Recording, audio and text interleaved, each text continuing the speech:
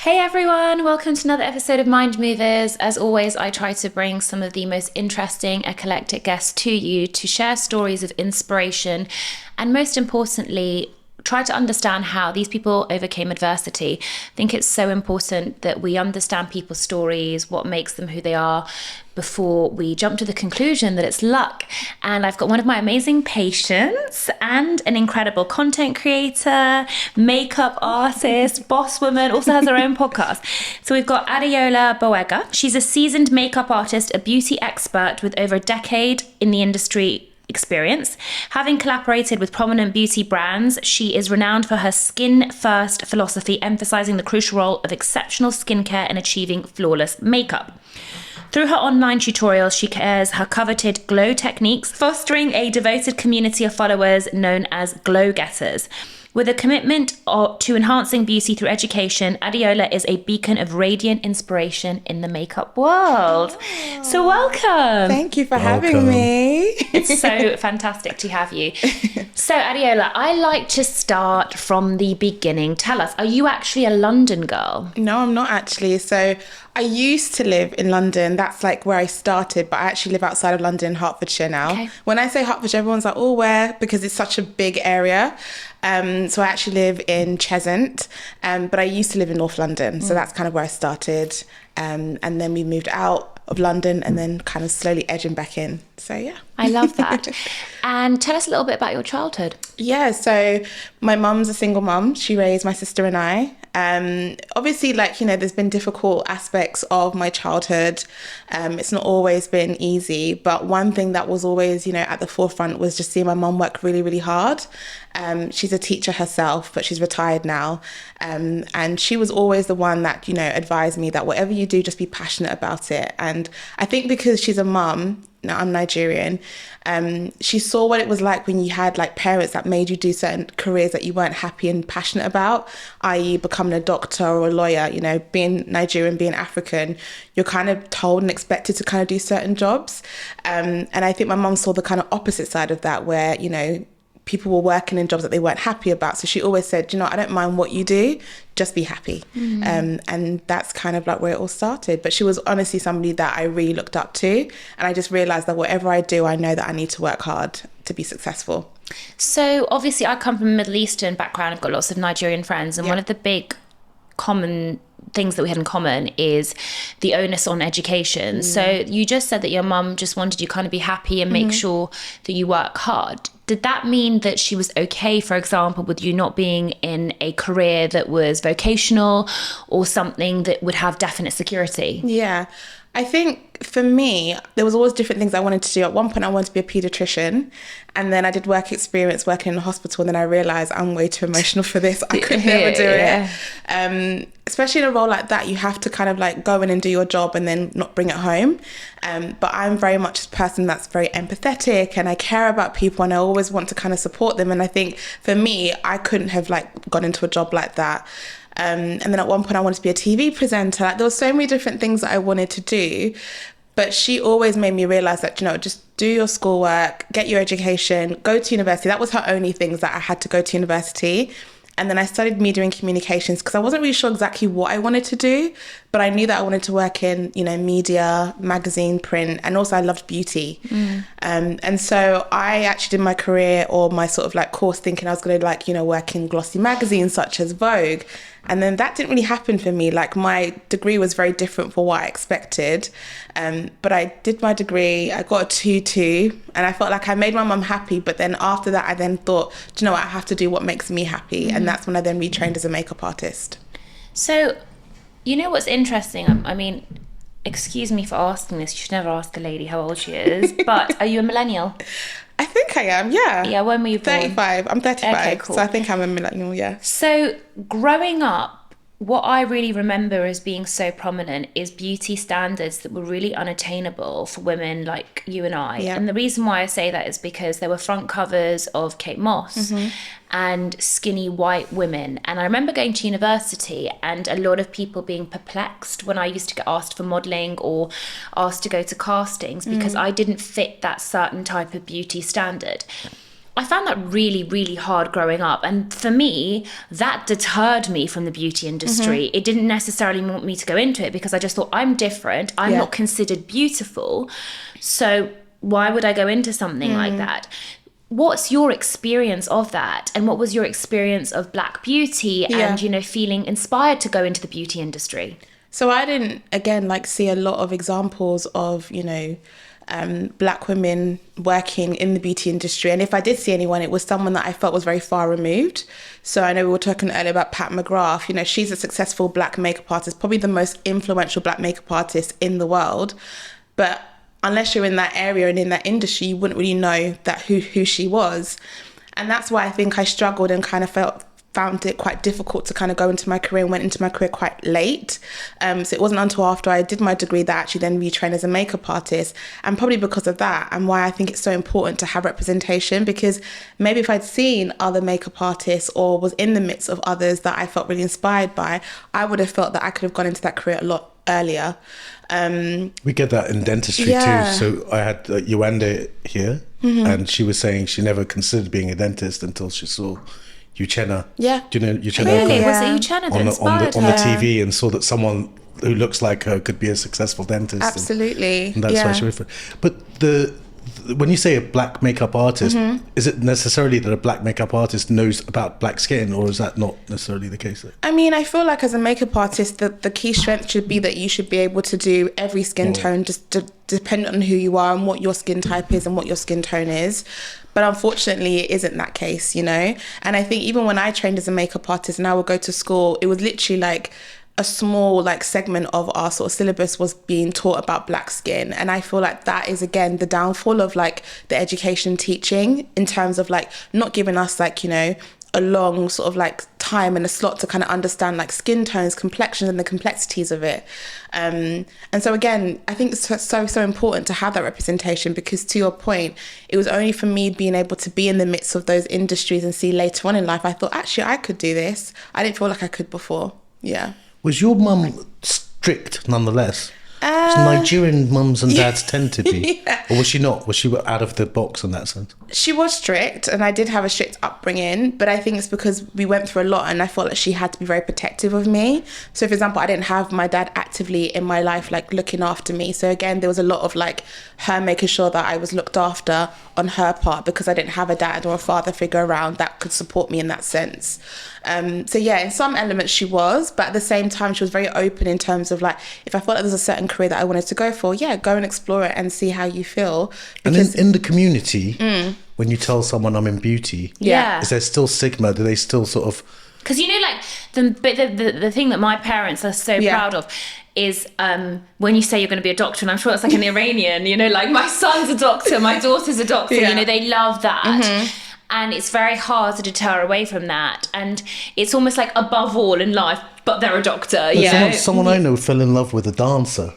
Yeah, and she was a fantastic like modern dancer. Used to go all over the world like dancing, touring, and her parents said, "What do you mean you're going to marry a dancer?" I think social media's changed that. Yeah, I think for sure. now, I think it has. Because now people are going to be like, I've fallen in love with a YouTuber. Do you know what I mean? Watch out, your kids might come home and be like, Dad, I've fallen in love with like a TikToker. Do you know what I mean? You know? Like, I feel like that is like, when you ask kids now, what do you want to be when you grow up? Before it might have been, I want to be a doctor, I want to be this and that. Yeah, now it's like, I want to be a content creator. The new president of Romania that is just about to become the president of Romania did not exist in the political scene until 6 months ago, and then he did a TikTok only campaign, only on TikTok, nowhere else, and he's about to become president of Romania. This Trump character, this right winger. And this is literally like the power of social media and how it's just changed everything.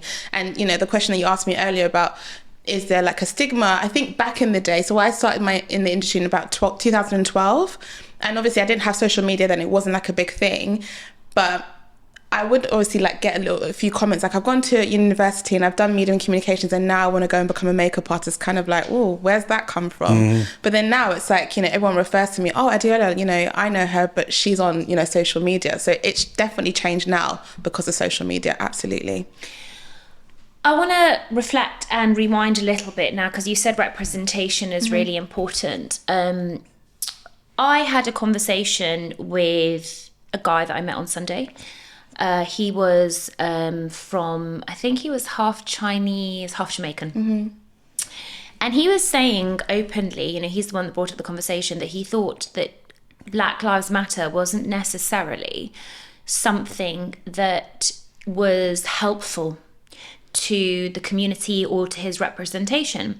And I thought that was an interesting stance, and it's always important to hear other people's stance, because from my perspective, I was so happy that had happened. Obviously not the events, but the representation. Yeah. Because all of a sudden I was seeing Black people at the forefront in fashion, beauty, other industries. And that made me really proud and really happy.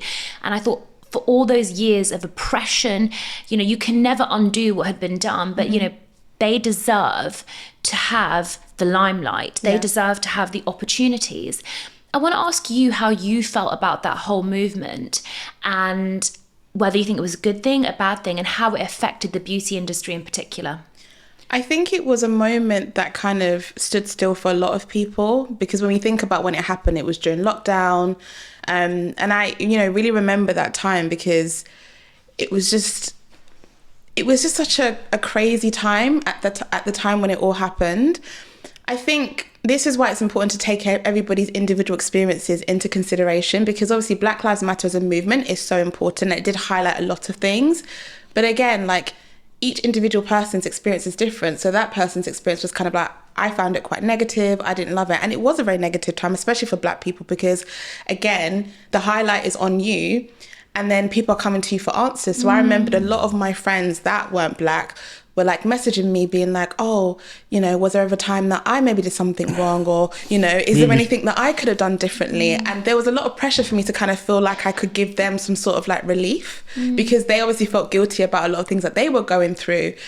But it was good because it highlighted a lot of things. For example, even to this day, as a Black woman, makeup artist, content creator, I don't get paid nearly enough as what my white counterparts do. Really? So there's still a pay gap? Even to this day. And to the point where Black Lives Matter was an amazing, situation, because it highlighted a lot of things. But even now, I still feel like the change that, people say has been made, or it kind of like highlighted, it's still going back. If anything, I don't know if it even did actually change. Really? 100%, absolutely. That's so interesting. Yeah. I think I had heard as well that there was still a pay gap issue. But why do you think that is? And why do you think that companies... Because the size of the market isn't as big. Yeah, explain to me. The size of the me. market isn't that big. Unfortunately, I feel like a lot of companies and brands don't see value in, Black content creators, Black makeup artists. And I think a lot of the time people feel like they're paying for, for example, okay, well, I know that it's good to be seen that I'm supporting and paying a Black content creator, but they're still going to pay you less than, for example, a white content creator, because they feel like they're just ticking a box and it's something that they have to do, but they still don't see the value. And when someone doesn't see the value in something, their actions aren't going to change. They're going to do it because they feel like they have to. But when you ask them at the core, like, do you feel like they got paid better or the right amount? They're probably going to agree and be like, actually, no, because they would have paid another content creator that's done exactly the same job and campaign that I've done. And the fee that they got was marginally more than what I would have got paid. But at least they're going to be like, but at least we've given Adeola money, or at least we've paid that person. Do you challenge the brands on that? Yes and no, because obviously there's a part of me that's kind of like, well, at least I'm getting paid. When you're self-employed and you're working for yourself, there's obviously a responsibility that you have to obviously make money.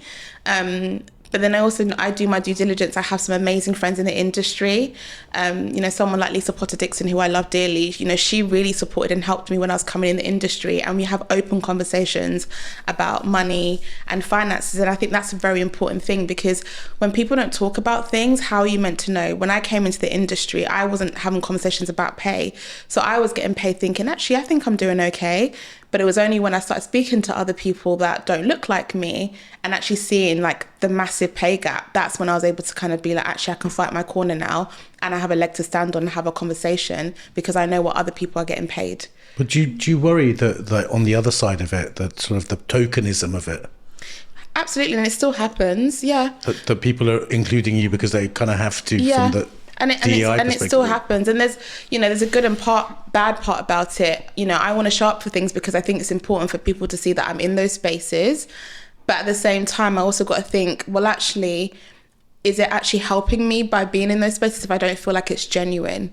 And so I won't work with a brand that's not genuine. You know, I will go onto their page and see, have they worked with any other Black, Asian content creators, or anyone that, you know, isn't just a white person? Because I think it's important that you're not just working with me, but are you going to be working with others throughout the line? Is it going to be consistent? Consistency is key.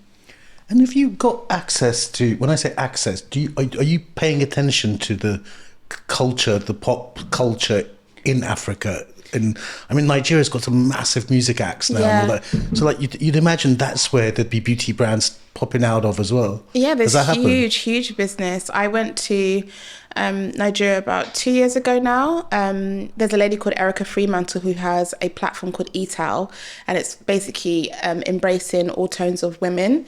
And she actually did a sort of thing where she kind of invited loads of different people from the beauty industry, dentists, and we all actually went to Nigeria and actually went to kind of see what business is like out there. It's booming, like it's huge. You know, there's a lot of people that have a lot of money. Obviously, there's a lot of, you know... And Nollywood is huge. Yeah, Nollywood is like, huge. You know, Nollywood is... So there's Hollywood, Bollywood, Nollywood. Oh, really? Yeah, and Nollywood. So when I went to Nigeria, one of my best friends, Kessie, her twin sister is a Nollywood actress. Wow. And I was like opened up to this completely different world. But like Nollywood is absolutely huge. Massive, huge. yeah. It's, you know, really, really big. And the beauty industry is huge over there as well. Yeah. Has anything managed to jump over and come into Europe from there?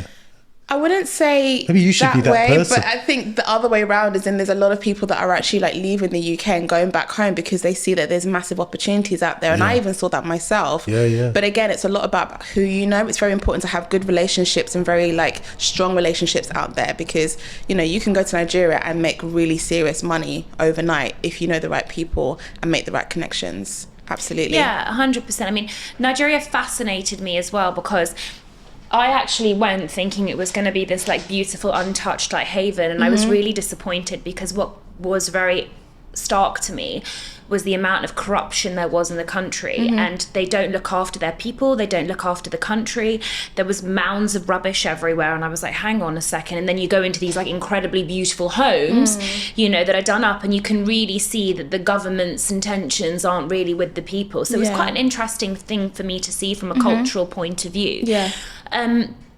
But no, I'm really, really fascinated by what you're saying, and I do think representation really matters. Dentistry is a funny one, isn't it, Pay? Because white people are like a minority in dentistry. You know, you get barely any white people. So the majority would be Asian, and then like there's a lot of Iranians and some Middle Easterns as well. Very few white people and very few black people. And I think, you know, there's also like medical societies now for that representation for black doctors and dentists, which I think is super important as well.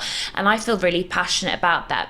Obviously, you know, being a Middle Eastern woman, it's really different. But I remember like the bullying I got during university for being Middle Eastern, or even, you know, being labelled as like coming from a terrorist country, or my parents, you know, certain prejudices against my parents. Like, it was really tough for me. And so for me, I'm like, yeah, you know, this stuff really matters. And I guess I've been a little bubble because when I was seeing that representation come through, I was like, this is great, things are changing. And I think things have changed, but more needs to be done. What do you think could be done more? Again, I think just valuing the kind of content creators, the makeup artists, and what they actually kind of bring to the table. You know, for me, I've really wanted to kind of give back and kind of make sure that when I'm in those spaces, what can I do to kind of help the next generation? Because I didn't really have that when I was first starting. It was very much, what could I do to prove that I need to be here? I didn't really have anyone to kind of support me when I first wanted to become a makeup artist. And so now it's like, well, what can I do to kind of support anyone that's up and coming? So I remember, like, for example, when the Black Lives Matter movement happened, I didn't really want to have a lot of conversations about what was going on and kind of like have negative conversations. So I just said, look, if anyone's in the industry that, you know, wants to go into beauty, you know, are from like, you know, black ethnic minorities, we can have like a 1 hour Zoom session and I can kind of help you and support you, because I just felt like, let me focus my energy into the areas that are more important and where can I support? Because I think that's a really, really important thing. I don't want to be having conversations about woe is me, I'm not getting opportunities. Victim. You know, I don't want to be in that victim mentality. There's so many things that have happened in my life that people won't even know about. if I kind of was in that victim mentality and mindset, I'm always like, okay, well, this has happened. What can I do to kind of make it better? And so I think that's a really important thing. But again, I think in the industry, there needs to be more value placed on Black creators, on Black people, and what they've actually essentially brought to the table and how it's so important to the industry. So what kind of things have you overcome in your childhood, teenagehood that have built up your resilience? So for me, my mental health was something that I very much struggled with, but I didn't realize how badly until I got a lot older. And so like we were having this conversation earlier about how I really suffered with high function depression. So I've always been someone that's very much into like working hard, and it's worked in my favor. I've had some amazing opportunities that have arisen from it. But then when, for example, things didn't really work out in my, career, and I was having a very difficult time, and I wasn't really kind of getting the sort of, not necessarily like the payback, but when I wasn't really getting the kind of experiences that I wanted or felt like I deserved, I really, really suffered with my mental health, because for me, it was always like, well, if I give 110% in my career, I'm going to get X amount back. But it doesn't always work that way. So I had to really understand and unlearn that my value isn't placed in like me achieving things. So I was always like high achiever, amazing opportunities, always keep busy, and I'm always going to be happy. But then I would have those things and I was still chasing that happiness, that quote unquote happiness that I was expecting. And it didn't always happen that way. And so I had to really unlearn that, and then obviously go to therapy to kind of really help myself in that space. How old were you when you started therapy? So I had an initial round of therapy when I went to my doctor's one time, and I was like, I'm really struggling with my mental health. I think I was about mid-20s. And then obviously with that, it was great, but then you only get a certain amount. So there's obviously a waiting list. When you say struggling with your mental health, just talk me through it. What does that actually mean? What, with panic attacks? Or? No, constantly crying. Constantly crying? Yeah, constantly crying. Like any little thing, I would cry. Triggered, yeah. What else would it be? Always working, constantly working. Like for me, it was like work. And then if you stopped working, you'd get sad. Yeah. So for example, lockdown, I'd never experienced being at home for that amount of time. Every job that I've had would be me traveling constantly. So for example, when I was working at Bobbi Brown, I was a pro makeup artist. So I would literally get a calendar, and it would say, you'll be in this city tomorrow, you'll be in Manchester tomorrow, you'll be in Birmingham the next day. I was hardly ever at home. And then when I worked for Pat McGrath, it was the same thing. I think I probably traveled to over like 10, 15 countries in 1 year, constantly on the go. Do you feel you didn't also enjoy the bits you should have enjoyed? You were like... Yeah, exactly. Like watching yourself from above or something. Yeah, so like... outside, everyone would look at me and be like, oh my God, Adeola's have this like glamorous experience, like you're traveling constantly. But then I'm coming home and I'm literally like crying, like upset all the time, wasn't enjoying things. And it just got to the point where I just felt like even my job, which is the thing that used to bring me so much joy, wasn't making me happy anymore. And was it just talking that helped, or did you take medication? Yeah, so I was prescribed antidepressants, but then I decided against it, because I think, again, there was a stigma where I felt like if I then start taking medication and then I become dependent on it, then there's the fear of that. If that stops working, what's going to be next? But therapy itself helped a lot. It did, yeah. Because one thing I have to, explain with therapy is that it's an ongoing thing. And I'm even thinking about going back again. I think people think that, it's like a Band-Aid, that you go to therapy. 10 years, babes, 10 years. I'm still going. I'm still going. Literally. Yeah. And I tell people all the time, it is a journey, because you go through different stages of life. For example, how I function with my depression now is very different to how I functioned with my depression 5 years ago. I could meet someone tomorrow and be married or have children. How am I then going to cope with that? And so I have to kind of think about myself in different facets and how my life changes and how my mental health is going to change. And so I might need to go back and be in and out of therapy to be able to kind of deal with that. I mean, what happens? The therapist talks to you, and then you go, in the end, does it become a in your childhood being scared thing? Yeah, I think it gets to a point where you then start to feel like, okay, I've outgrown the conversations that we're having, and I kind of feel like I'm in a good space. But then it doesn't mean that that door's closed and you can never go back again. It might even be as well that you might go to a different therapist because they might specialize in a certain thing. Yeah. So for me, it might have been, for example, childhood trauma. And so I kind of like worked with a therapist that really worked with that. And then next time it could just be about, okay, anxiety or depression and how I'm kind of navigating life as an adult now. So again, it's very important to kind of like go to see someone that specializes in whatever it is that you're dealing with at that time. I think also, like, look, my partner gives me a bit of a hard time because he's like, you do so much therapy and coaching, but like, what's the point in just doing this copious amounts if you don't have like boundless changes? And I'm like, but that's not the whole point. Because like boundless change, like you should have like big changes, you know, like in what you're doing. But I'm like, that's not really how therapy works, because the therapist also has to work out things. They cannot tell you what to do or how to behave.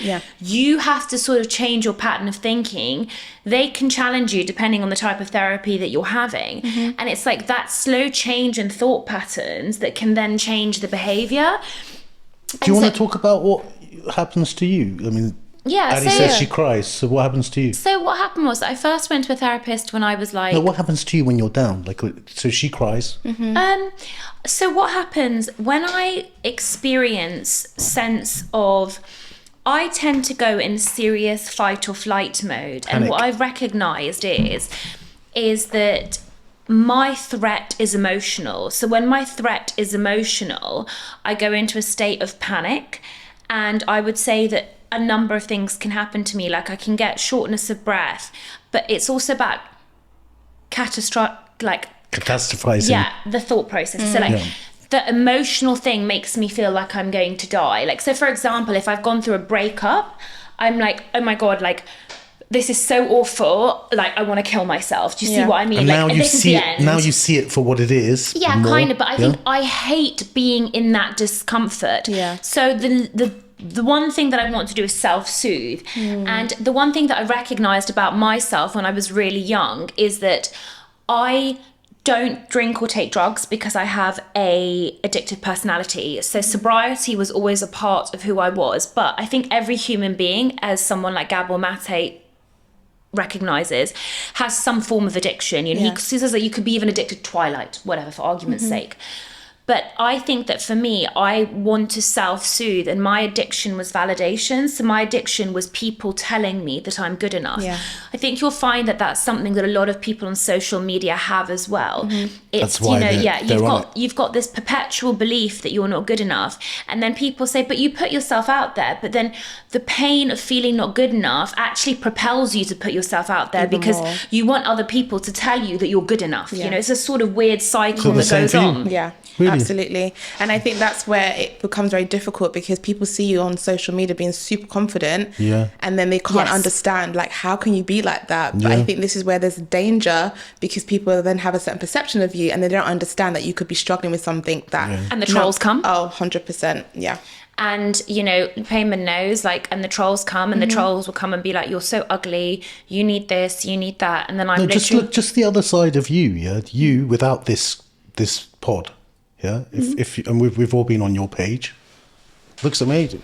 Looks like fun time. No, but then on this pod, you say, "Oh, I'm fat" or something. You're not fat, or I'm not enough, or something. And I think it's also the other thing is that, you know, the thing is that the state of happiness is not about having more or to search for the exterior that you believe will make you happy. It's actually being happy with what you've got. And I think the problem is that I get in a real compare and despair because I will look at other people around me. I'm really blessed to have patients like Adeola, like all these amazing influencers. But sometimes I'm like, if I was as successful, pretty, thin, you know, fun, whatever it is, as them, I would be happier because more people online would notice me. We all have something, right? Totally. But I think to your Gabor Mate point, I might eat too much, or you know, whatever it is. We all have something that keeps us, you know, on the level.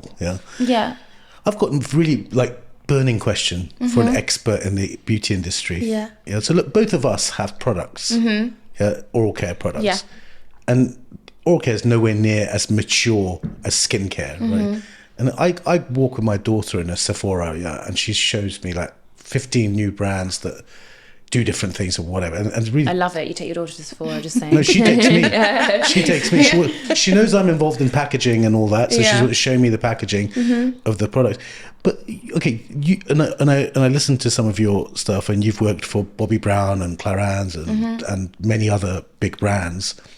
How much of it is the brand, sort of what the brand stands for, and how much of it is the actual product that you're using? Because how can it be you've got 300 brands more, right? Yeah. You've got 500 6-step processes. Yeah.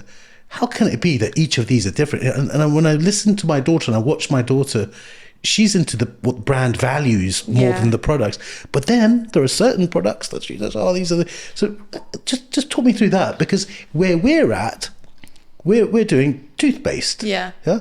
Mm-hmm. I bet you can't name more than 4 toothpaste. You know, like so toothpaste, for some reason, it stops at the lips, right? Yeah. And suddenly toothpaste has become a thing, you know, with High Smile and Moon and those things. So talk me through, how much of it is brand when you're looking at a beauty company, and how much of it is products?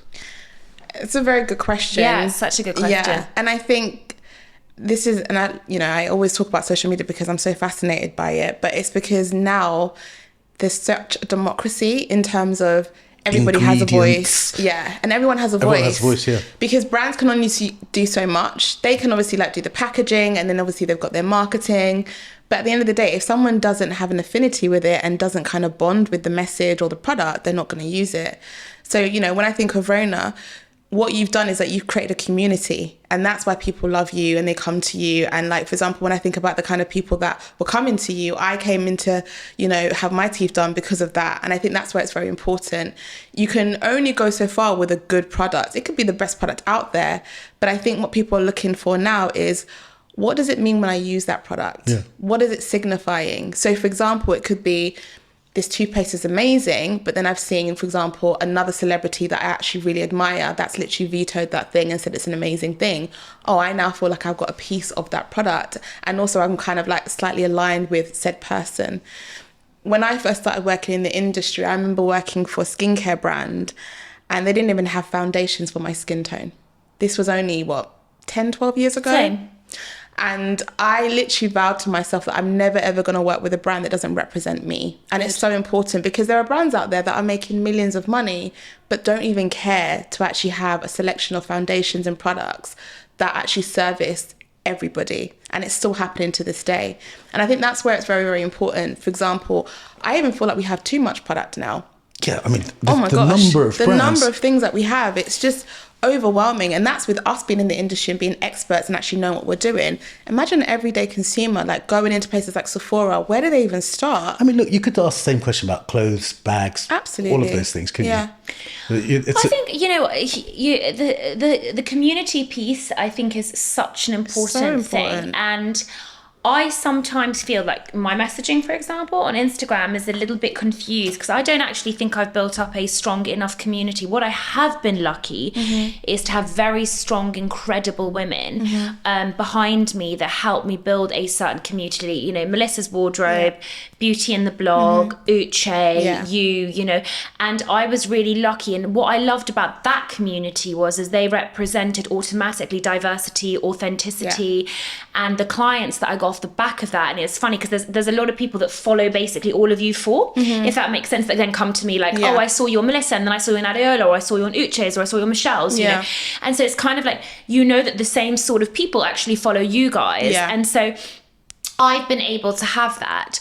Teeth is a funny one, right? Because I think it's one of the only medical professionals where it's function and beauty. And if you think about it, like medicine... Dentistry. Yeah, dentistry. Medicine is actually quite divisive in a way, because you've got the aesthetic industry, and then you've got the dentists that like save the heart and the brain, and they're like, they would never do aesthetics, you know?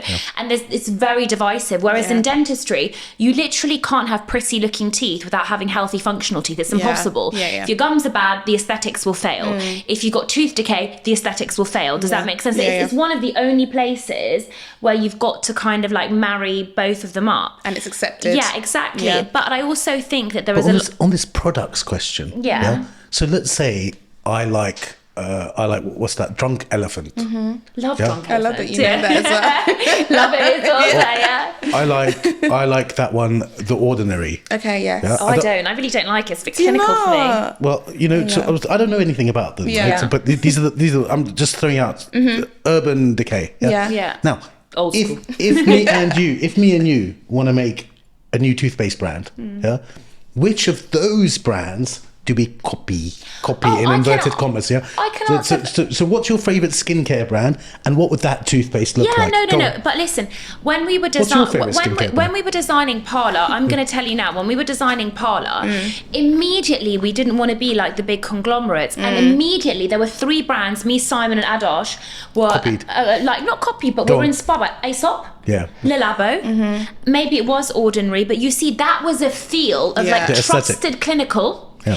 And beauty, Yeah. because you don't want to be too beauty. Like, Yeah. the gold toothpaste, come on, do you know what I mean? Like, there's a bit like, does a dentist approve of this? Yeah. Whereas you need to speak, and also there is something, I'm going to put it out there, guys, about Scandinavian Swiss brands that you trust. I just trust Yeah. everything Scandinavian, Swiss, those things like, and so again, Aesop, I know Le Labo's French, but you know, like, you get that sense of like, I trust them. I trust the Scandis. Okay, so, I trust them. you went that road. Yeah, we went down- Aesop's Australian, though. Is it? Yeah. Are you sure? Yeah. Okay, fine, but you know what I mean. Who are mine? Who are the Oh. I mean, I know you've worked for, but for instance, what are Pat the McGrath, you said. Yeah. what are new ones that you're interested in? And tell me some of the legacy ones that you like. As in like makeup or skincare? Both. I'm talking about brand values rather than products. Okay, so there's one brand that I absolutely love. So she's a black founder. Her name's called Danessa Myricks. I love her because she, again, is very good at storytelling, and her products are just so innovative. So she's always thinking, how can I offer solutions to people's everyday woes? And I think if you're always working from that kind of like stance point, you're never going to fail because Technically. yes, I think so. Is that what you mean? Technical solutions? Yeah, technical solutions, but also as well, you know, if she knows, for example, people are always worried about oily skin, she's going to create a product that's going to help with that. Yeah. And I think that's very important, because if you're just doing it because you're going to hop on a trend, which I think a lot of brands are doing now, Yeah. there's always going to be other brands that are going to do that. But if you're making really good sort of like theoretical products that actually work, the formulations are good, and they're servicing the concerns that people have, you're always going to do well. But also I just love that she is very passionate about what she does, and she still does Instagram lives. Like, for example, her brand is so successful that she could literally be like, it can run its course, it's going to do well, and I don't need to be here. And that's why I admire people like yourselves, because, you know, you don't have to be as front facing as you are, but you do it because you're passionate about it. Like, I love that you still do TikToks, you still do videos. Like, not everybody has to do that, but I think it's very important. In skincare, the one I've noticed, Trini London. Yeah, Trini's done very well. She's done really well, but again, it's because people buy into her. Yeah. People buy into her products community. as secondary. You know, they buy into who Trini is first, and then they buy into the products afterwards. And I think when you're leading from that kind of stance point, you're always going to do well. I want to challenge you on that though, because I've seen a lot of content creators, 1 million, 2 million, 3 million followers. They bring a product out and it flops. Yeah. So if they bought into the person, why has the product flopped? Again, I think It's difficult, man. it's difficult, but also as well, it's the lack of community. Just because you've got numbers doesn't mean that you're engaging with your community. Doesn't mean that you're servicing them. For example, if you're not doing things like Instagram lives, or you're not actually actively speaking on stories, how are you going to do well? Case in point, everyone's there's favorite examples, aren't there? There's Well, examples. yeah, go on. So sorry. Melissa's wardrobe. Yeah. She's in a massive, you know, she's an incredible person that I really look up to, but also I really absolutely adore, because she's a really good example of somebody that is just so authentic and genuine, but has a real conversation with you on her stories. Yeah. You know, go on her page, it's very beautiful, it's very aesthetic. Oh, yeah. But at the end of the day, she will literally be at home, hair tied up in a bun, and having a conversation with you as if she's having a FaceTime. And, you know, she's talking to you about real life things. You know, when she shared her story recently About the her, endometriosis. yeah, it's real. Everybody's going through all of those things. Doesn't matter how successful you are. Everyone's going through real life stuff. That is what people are buying into. There And are I think- examples where it's worked for sure the other way around, right? So Glossier was a blog before it was a product. Huda was a blog before it was a product. The Kardashian stuff, you know, like there were examples where community came first and Of course, product of course. second. Yeah. I think now it's a little bit more difficult. I was actually listening. I don't know if any of you had have listened to the podcast Date Yourself Instead. There's a content What? creator called Liz. Date Yourself Instead. Okay, it's this not content about- creator called Liz. And I really like her because I listen to all the self-help stuff, and she does a lot about like the kind of like self-love and self-care and everything like that. And she was talking about how, and she's created a very successful podcast, and she was saying that when she first started the podcast industry, that saw people that had like 7 million, 8 followers, and their podcast flopped, because she was saying like you can't just assume because you've got a number on one platform it translates into another, and it's completely different on like a podcast platform. And I think that is also really an interesting point. Being real and being authentic, I think, is really important. You two as women, tell me, what is the mental health side of looking beautiful, making yourself pretty? Like, is that a thing? I think so, for sure. Yeah. I don't really get dressed up. Like, look, I'm You don't get dressed up. And I listen. You don't get dressed up. My love, you haven't let me finish my sentence. I don't get dressed up for men per se, because yeah, but you, like, women love dressing up for women all the time, obviously, because we notice things like, Exactly. did you notice my nails today? No, but she did. Yeah, exactly. So basically, like, we notice those little things about each other. So I think that looking good is a form of self-care in a way, where you think like you get up, you do like a routine. I find it like quite meditative. But how come that doesn't transfer into dental?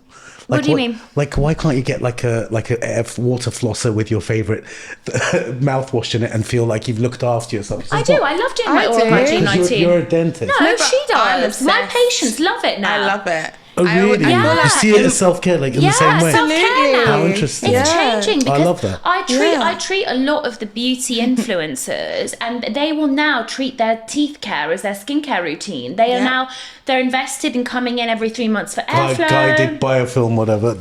She goes and sees Anna for airflow. All the time. And then, flossing, brushing. She might text me being like, oh, did a tiny bit of bonding come out with my flossing? And I'm like, because, from the prevention side, dentist's job is to save teeth, right? From the prevention message just isn't sexy, but if it was a self-care message, beauty, but I've always said that. But in the brushing, in the cleaning side, and I think it's coming to the forefront now. Yeah, but so much more. I don't know if you saw, we have a colleague of ours, Dr. Victoria. She was just on Stephen Bartlett's podcast talking about the oral microbiome, and Payman said like it was such a strong message, because obviously with Stephen Bartlett's platform, now people are going to brush their teeth. Like, how many millions of people are now going to brush their teeth? Like, that's so amazing, because we cannot get the message through to people, even our own patients. Brush twice a day, every day. So she was talking about diabetes, and dementia, fertility, all those. But at the end of the day, people are motivated by selfish factors, let's be honest, because if they spend thousands of pounds on their bonding or veneers,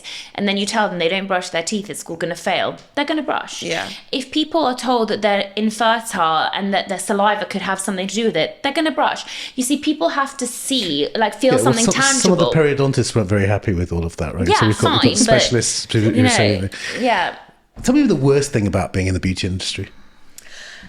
Comparison. I think it's very important to have that conversation, because I think, when you're actively working in the industry, especially with me being more of a content creator now, part of my job is to obviously be on trend and see what's going on, but then that means that you're consuming more social media, and then obviously you're seeing what other people are doing, and you're comparing yourself.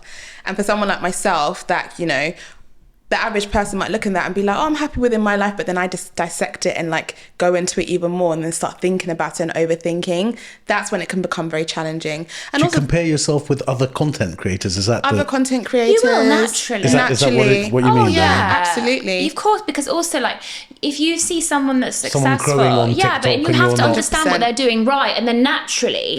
But also, I just hate being stuck to my screen. That's why I didn't really want to. I started YouTube, and now I put the podcast on there. YouTube is a full-time job. I don't want to be stuck. Even if you have an editor, you've got to check stuff. You've got to check these podcasts. I don't want to be stuck forever to your phone. You're naturally going to just be more unhappy. Yeah, and it's a constant rat race that you feel. If I don't post for a certain amount of days, I then start feeling a lot of anxiety about, okay, I need to post now, but then what do I post, and have I missed out on certain things? So yeah, it's just a constant thing. There's so many different things that I can speak about, but comparison will be one of the biggest ones. And also just feeling that you're not living in the moment, because everything can be Not like an being present, Instagrammable moment. Absolutely. So you're always thinking, oh, I need to take a picture of this, or I need to do that. And some days I just don't want to be on my phone, and it's really difficult. Also as well, you know, you have your social media friends and your community in that sense, but you also got to realize that you have your real life friends, like my childhood friends, my family, and a lot of them haven't been on social media or are not on social media by choice. And so I then have to realize that how I do things is not how they do things. For example, if I'm taking pictures of food, they might not want to take pictures of food, or I can't ask them always to like take my content and take pictures of me, because they don't want to. They just want to like have a good meal and enjoy themselves. Annoying. But it is annoying. Like, you know, sometimes when you're with someone and then when you take 700 photos, you know, before they're happy. 100%. I'm actually not one of those people. She'll vouch for me. Yeah, you're not at all. You mean creators want to get it perfect? Yeah, like even my makeup artist Ahmed Cookie, you're going to meet him one day. I like him. Like sometimes it's like 700 photos before we get the right shots. Do you see what I mean? And I'm just like, I want to enjoy the dinner or the moment or walk, you know what I mean? Or like whatever. So sometimes it becomes like a little bit more difficult. And I think that that's the only thing that I'm worried about, because I think like the more that we're stuck to our screens, the more we're entering this like black mirror vortex that we're not going to be able to get out of. Yeah. I bet there's toxicity and ego all the time, but then I feel like that's with every like workplace. I always like I also look at social media as my job. You know, the same way that you'll go to a corporate job and there's going to be toxic people and there's going to be, you know, all that kind of stuff. It's the same thing. You know, there's people that you meet in the industry and they're your acquaintances. You have to realize that a lot of them are not your friends. Play the game. Yeah, 100%. You have to go in there and realize that these are not my real friends. My real friends are the people that will check in on me and, you know, will have like open conversations, not the conversations that you have that are surface level when you go to these events, you know. And it's the same with the corporate world or any sort of like workplace that you're working in. It's exactly the same. And do you think that, I always think with makeup artists, there's this sort of feeling that you're on the edge of the famous people, and you know, like that because you must meet so many famous people, right? Yeah. Do you get that not feeling so much now, because I feel like my bread and butter and where I make the majority of my income is content creation, and actually that can be quite lonely because you're working for yourself and by yourself and you're working at home. But then you don't get fazed by that, because when you're going into, you know, the industry as a makeup artist, before social media, the makeup artist was always behind the scenes. You were never in front of the camera. It's different now, because now you can kind of forge a really great career by being camera facing and being at the forefront. But before, you know, you dressed in all black. You were there to be, you know, you weren't there to be seen. You were not there to be heard. You were there to do your job. You might be privy to conversations, and the whole point of you being asked back and actually to have those relationships, because no matter what you saw, what you heard, it never goes past that room. So I've been privy to a lot of things, but again, it was never part of my job to kind of be enamored by the celebrity. No one that actually goes into being a makeup artist is about it because of the celebrity, because you work bloody hard, and half of the time you don't even get to see or like kind of reap the benefits of all those things until much later on in life. Question for you. Do you agree with content creators that work in the beauty industry being very vocal about the experiences that they've had with clients or brands in a way that might be deemed as derogatory? Yes and no. I think if it's going to be an opportunity for you to voice something that might incite change, then yes. But you have to be very mindful that when you then do that, you can't then turn back. There's been loads of experiences that I've had where I could have spoken up about it and said something, but then I also feel once I kind of divulge that information and share it, can I then go back? For example, that's going to ruin that relationship with me and that person. What does that have a knock-on effect in terms of like brand partnerships that I might have? Because a brand might look at that and think, well, she's spoken about a bad experience that she's had with that one person. She's risky. She's a risky person to work with. I'm always thinking about my reputation, because I always feel like reputation is that thing that's always on that kind of knife edge, whereby any little thing can happen and nowadays, it can just change. Especially. 100%. And there's this real cancel culture that's very scary at the moment, whereby something can happen to someone and it could just be like a minute mistake and people can just run with it, and that can be someone's career over in a flash. It's scary. So I've got a question for both of you. You might not know this, you will definitely know this because you're on TikTok. Someone like Bonnie Blue, who's had a lot of press. You know about Bonnie Blue? No. See, I knew he wouldn't know. I'm on TikTok. hours every day though. Yeah, but so I'm not so getting Bonnie that. Blue is a content creator who's 25 years old. She became very famous. She earns £600,000 a month.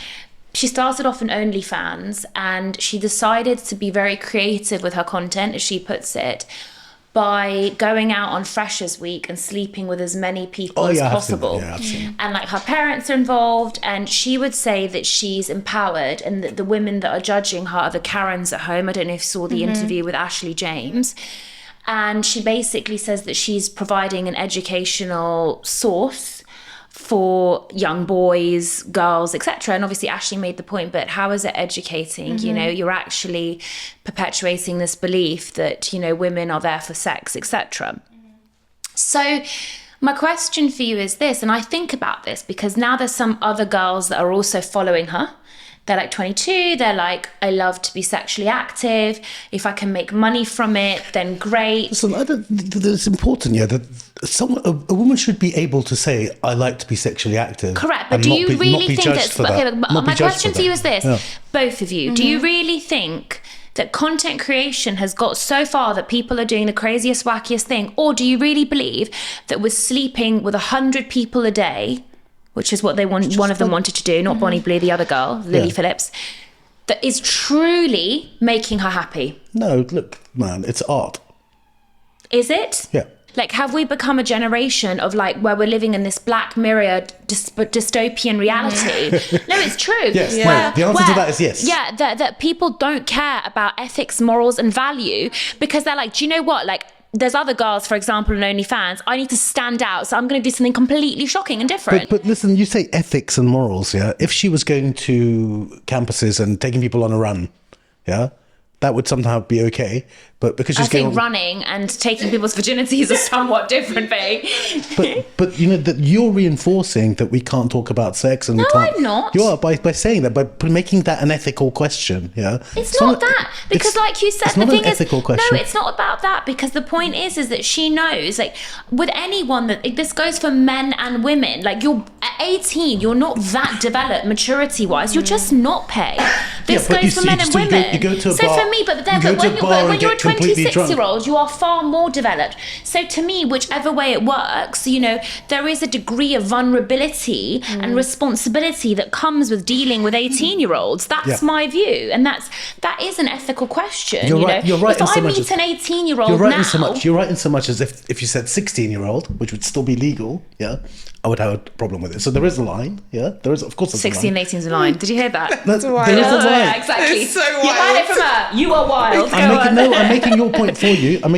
Yeah. Yeah. If it was 16-year-olds, I would have a problem. But you know, there is a line, right? I just think it's art, man. If you want to go and learn from her because it's art, I support you in your decision, okay? And we can move on from that conversation. So, what is your vision for the future, Adeola? God, this is a really good question. I've been thinking about potentially bringing up my own range of product.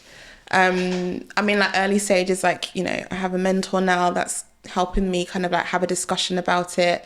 You know, I want to have someone to consult with me because I think it's very important. One of the things that I think is very important in terms of success is to speak to somebody that's already done what you're trying to do. I agree. Because obviously everyone's made mistakes, and I know that if I was to go in there blind and try and do it myself, I'm not going to make as much impact as if I speak to someone that's already launched a brand or somebody that's worked in that industry. For so long, I was kind of like, oh, does anyone want more products? But then I also think, again, people buy into me. People are always asking me, what's the best mascara? What's the best skincare product? So even with the fact that we have so much choice, people still want to speak to you individually because they trust you. It's unbelievable because some people still message me saying, what's the best? I'm constantly talking about stuff. I'm like, I'm tagging stuff. Like, do a little bit of like clicking, you know what I mean? Like, This is kind of why you started Parlour, though. Why people will always ask, yeah, for sure, like people were always asking us, and then, you know, when you look into the brands that pay you or like want to do, you start looking into them and you're like, oh, what are their ethics, what are their values, what are their ingredients, and then we recognize that we could offer something like better. I mean, I bought into used Enlighten, no? I had it when I was having my teeth done. Yeah. See, that's Payman's brand. I love So that. I bought into Enlighten as a brand because for me, like, there was another competitor on the market that really tried to rope me into working with them, and like just didn't feel aligned to it. Whereas like Enlighten isn't your standard whitening, because the big thing about it is it's much more expensive. It really is, but it just aligned with me. Whereas like the cheap brands, I just felt like I had a problem with even like telling patients like there's this option, because and I do still do that, because I'm like, look, there is the cheaper option, there is Enlighten. To me, Enlighten is the best, because I will give them that option. But I still struggle because there's this like lack of alignment. You know what I mean? And for me, it's not just about but I know how much Payman like puts into the branding and the ingredients and things like that. And that's something that I buy into that stuff with everything, with the food that I put in my body, with like everything that I do. Yeah. So I think, but for you doing your own brand, Yeah. I mean, you know, I would say beware. Yeah. it's hard. I would say don't even think about whether it's worked or not for 5 years. Yeah. Yeah. Like if it works in year 6, that's still a massive success. Yeah. Yeah. Now, hey, it might happen in the first year and go berserk. Yeah. And I would say, you know, have a financial partner. Yeah.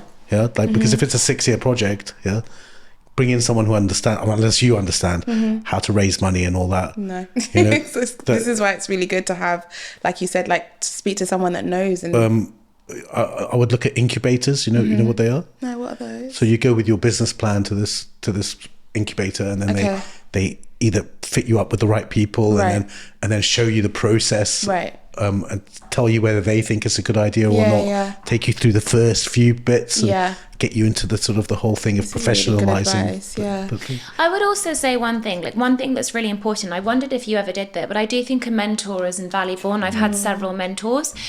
And for me, that is, I think, like you said, I really can't, you know, my biggest bugbear is people that give you advice that haven't even done what you want to do or have achieved anything. I know it sounds really weird, but someone, for example, that's like never had a successful relationship, let's just give that as an example, and they start giving you relationship advice. I'm like, hun, why would I want that? Because for me, like mentors, for example, are someone that have done something. I'm not saying necessarily, like, you don't necessarily have had to been a huge success, but for me the value lies if they've like walked the walk before they can talk the talk, you know. So if I wanted to start my own product, which we did do, I'd be happy to chat to you, Pay, because I know that you've done that and you've walked down that line. I'm not going to talk to like some random dentist that's never done it. That is my personal view. That is what I think is really important about mentors. When I wanted to open up Chelsea Dental Clinic, I looked at people that had built practices that I aspired to have, or had built brands that I aspired to have. Those were the ones I looked up to, not the kind of average person that was next to me.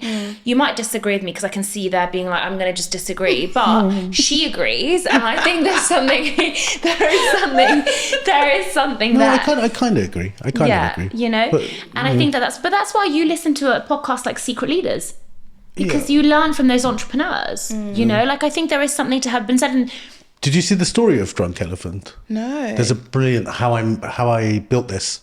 Yeah. Where he goes, he I know the interviews name's Tiffany, the lady that She's kind of just founded Texas it. girl. Yeah. Brilliant story. Okay, I need to You know how I listen to built it. the podcast. Okay, so Check listen to out. it on there. Brilliant. I love Brilliant. stuff like that. But it's to your point, Rhona, I think it's very important to hear and speak people's stories, because I think that's how you learn. Absolutely. I think you're amazing. Thank you. How Thank is your you. mental health now? It's good. It's getting better. I think it's an ongoing thing. I think for me, the biggest thing that I have to learn to do is not feel like when things don't work out, it's a massive failure. So I catastrophize everything. Like a little thing will go wrong, and I will literally just obsess over it and literally just go into this hole. But there's a really good app actually that I've been using. Can I tell you something? Yes. One of my favorite sayings that I keep telling myself now: rejection is redirection. That's all it is. When something doesn't work out, another door will open. And I really love that. Someone said that to me, and I wrote it out again and again. Confusion is clarity. Rejection is redirection. So I really love that. You think that when one door closes or something doesn't work out, it just means that you're being redirected into something else that's going to be more in alignment with you. It's so true. And I totally agree with that. So yeah, I just think I'm always trying to kind of look at tools that will really, really help me. There's a lady on Instagram that I follow that basically shared something. It's called Untold.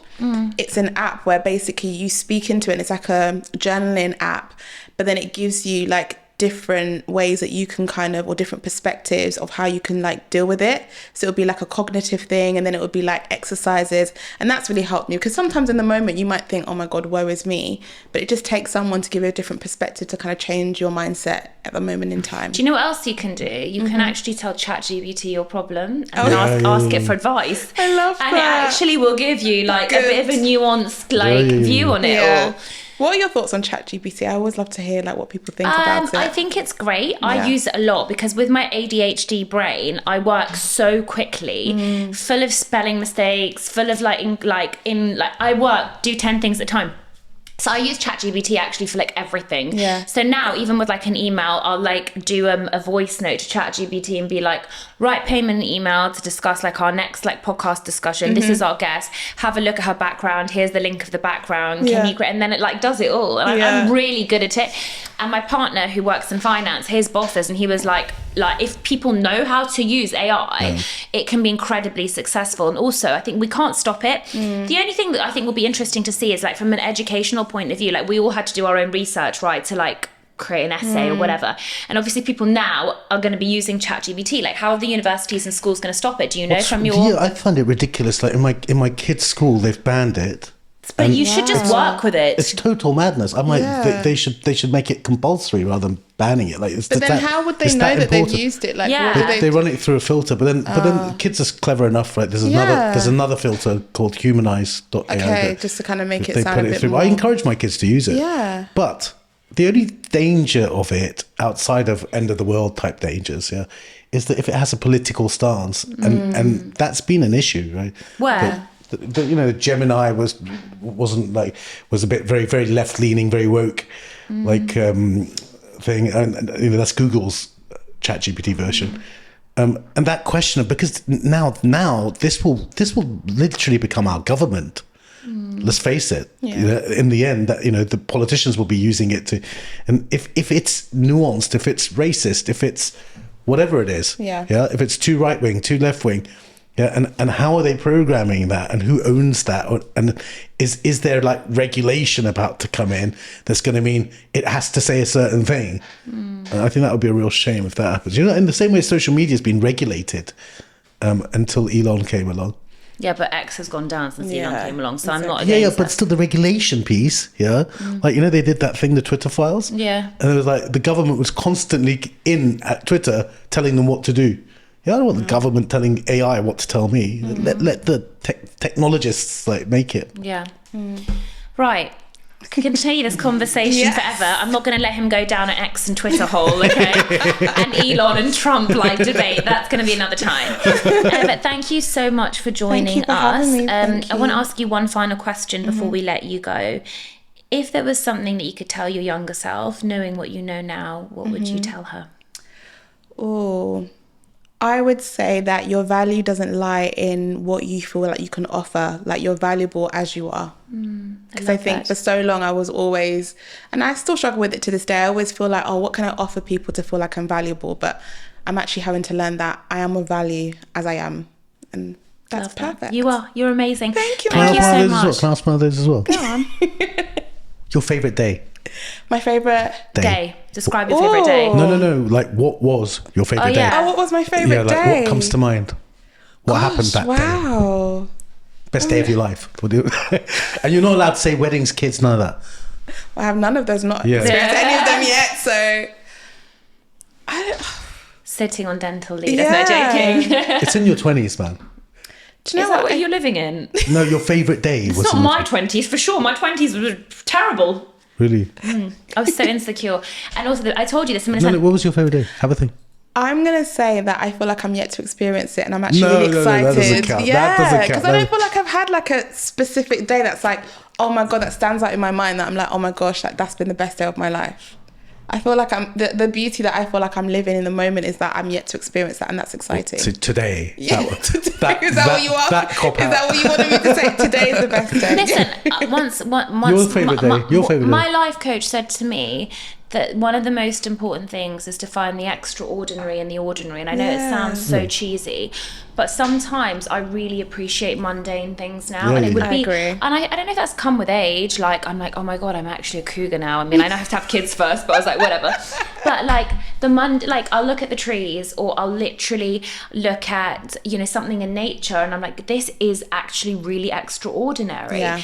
I was even watching, I was really ill last week, so I was watching about a pufferfish. There was this incredible documentary about like the life of a pufferfish, and watching how nature like communicates with each other. I was like, this is unbelievable. So having said that, some of my most beautiful moments have been in nature. I'm a little bit of a hippie, so like me and my partner go scuba diving. We went to go watch the gorillas in Rwanda. I went to go release the baby turtles into the sea in Guatemala. That was one of the most beautiful moments of my life, releasing those baby turtles. Yeah.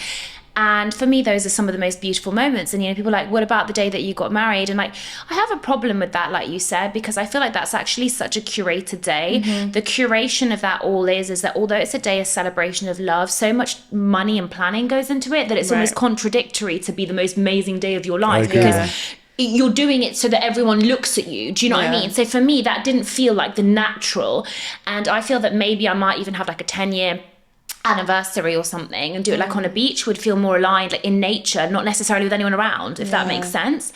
So for me, some of those moments are it will be in nature, I'd say, where you really feel alive, you really feel like you're part one of of the our earth. other guests said like you could pick 6-7 things, and if those 6-7 things happen in a day, then you've had a great day. Yeah, And that's it could be a simple really good things, way like of doing looking. an ice bath, going for a long walk, like experiencing animals. Do you know what I mean? I love that. And I think also as well, like I had that same conversation with my therapist at the time, because I think, especially, and I think you might agree with this, when you're in the kind of mindset that we have where you're always chasing your next high of like, you know, what's happening next, when those things don't happen, you then take it very, very personally. So then you're always on this constant sort of journey of what's going to happen next, to the point that you don't even actually like think about what you've achieved like just last week, because you're thinking, oh my gosh, Like, what's happening? how far I you've never come do or that. whatever. I'm the worst. You know It's a what, guys? shame, it's a I'm shame, gonna be yeah. completely honest with you. Like celebrating the like official launch of Chelsea Dental Clinic, even though we like really opened up in like June, July. Last night. Yeah, I was like, oh my God, like I've been so hard on myself. I never took a moment to appreciate what I built in that clinic.